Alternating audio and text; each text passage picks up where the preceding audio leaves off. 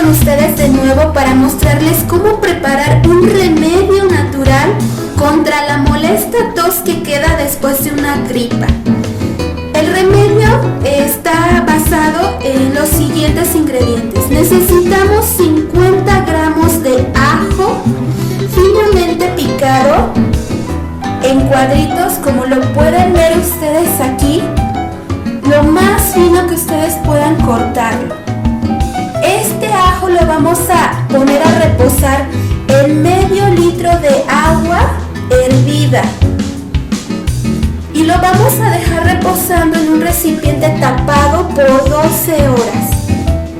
Pasadas las 12 horas, vamos a agregar esta mezcla en nuestra licuadora y lo vamos a moler, y va a quedar de la siguiente manera: una leche blanca, porque ya el ajo está molido. Y ahora pasamos a preparar nuestro jarabe. Necesitan miel pura de abeja. Y ahora, para preparar el jarabe, mezclamos nuestra miel con el ajo molido en el agua hervida. Recuerden, esta mezcla ya fue reposada 12 horas. Y movemos. Tiene que ser de manera vigorosa para que la miel se deshaga perfectamente.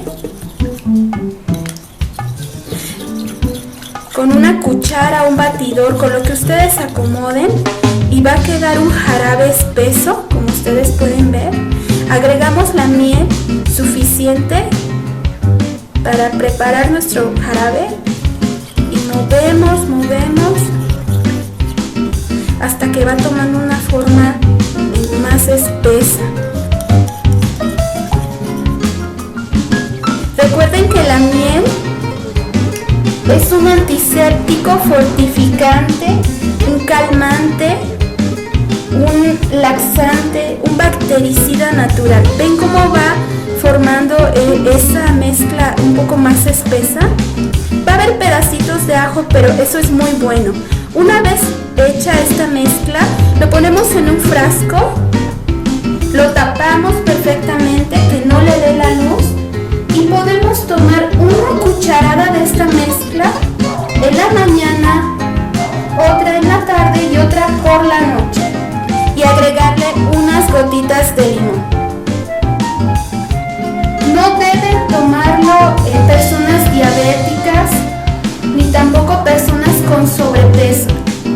Pruébenlo, está muy fácil de preparar, no cuesta mucho dinero y les ayudará a mejorar su sistema inmunológico.